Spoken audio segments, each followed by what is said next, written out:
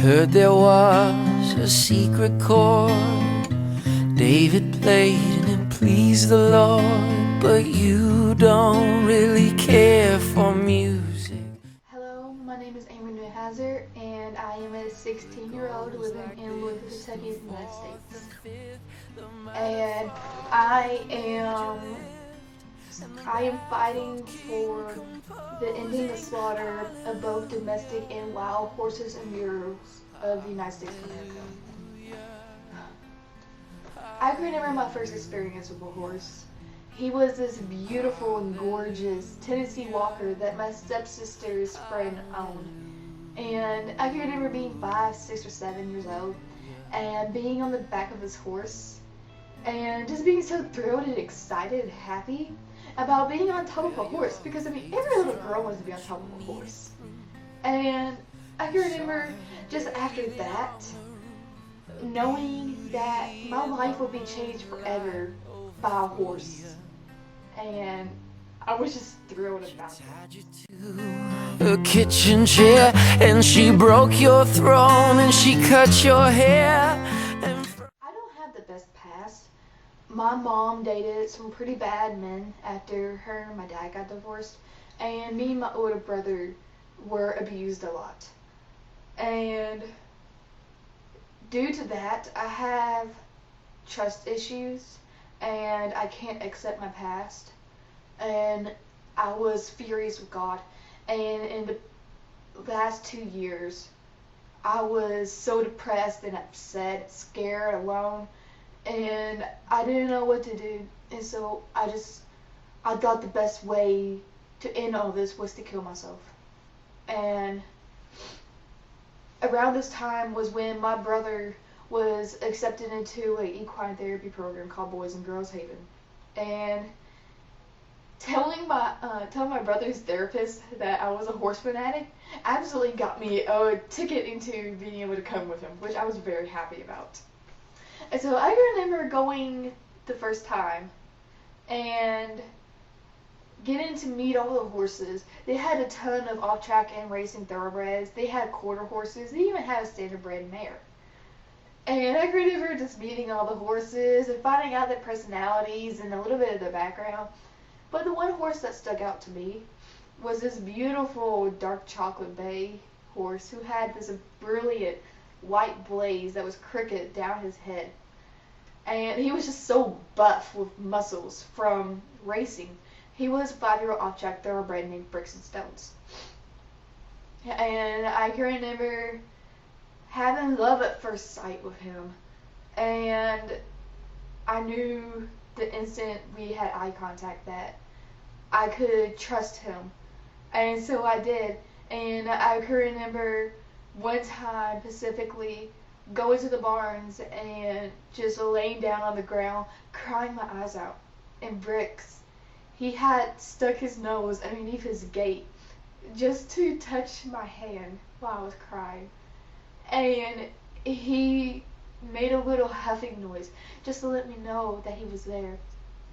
And to know that this horse was there for me just overpowered me, and I was so thankful for him.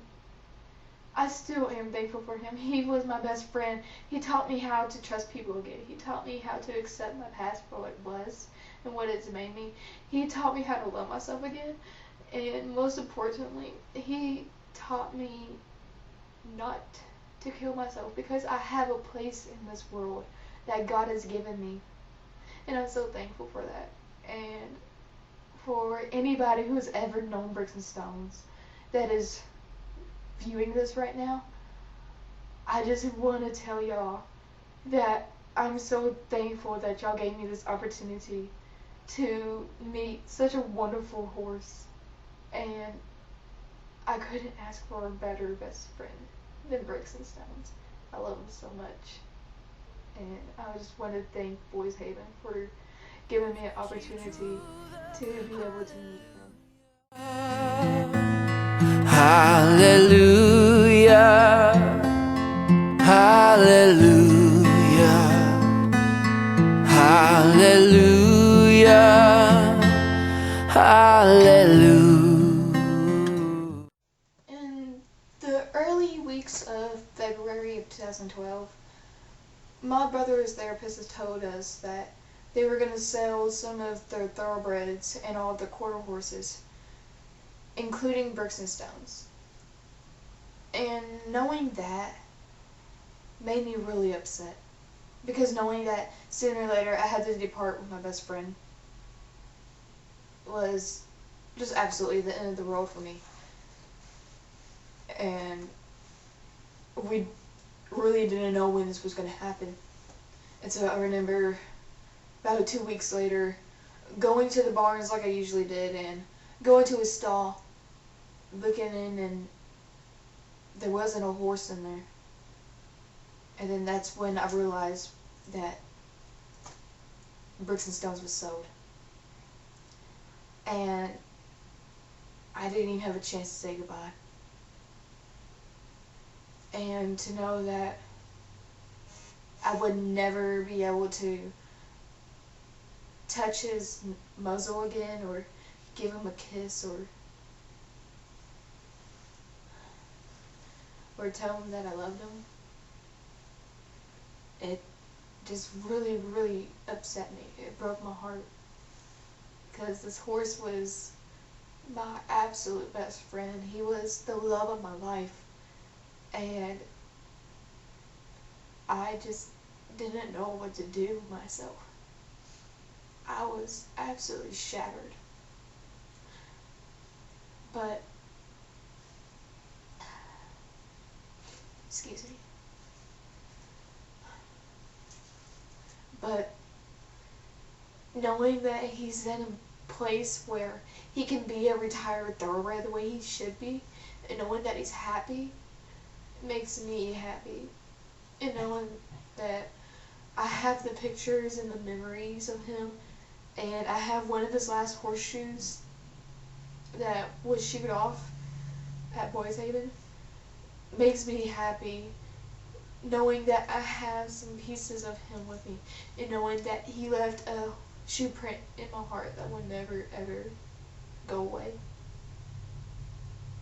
And every day I wake up and I see this picture of Bricks and Stones, and I just smile and know that he's in a better place now.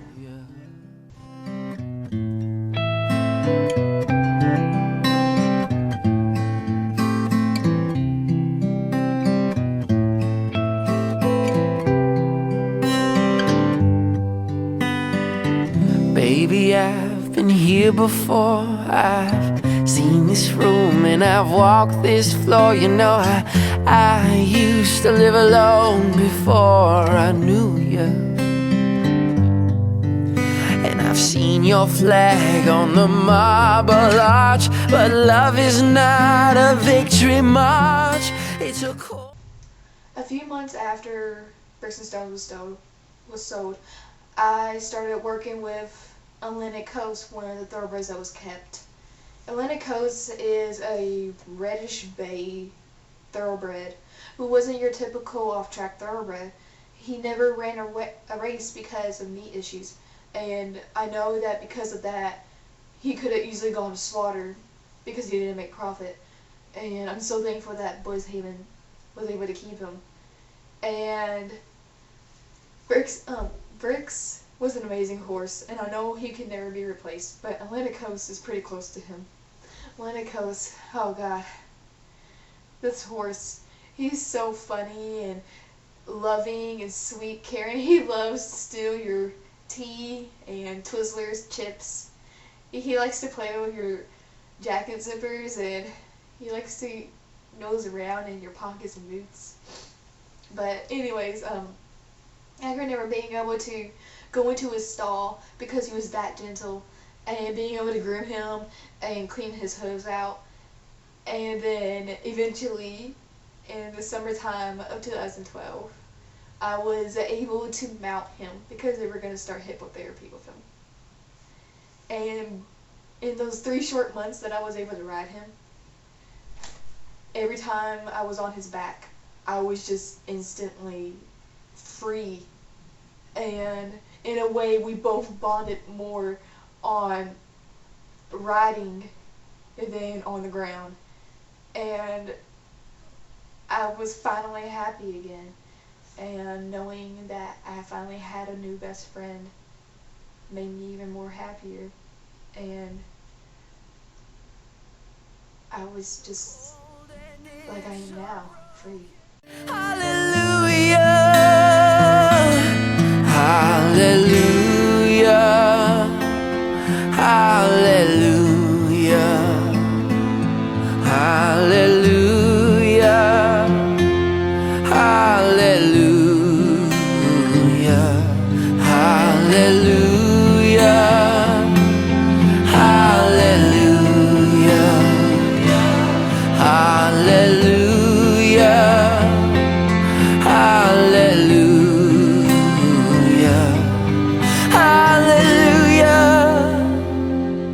hallelujah,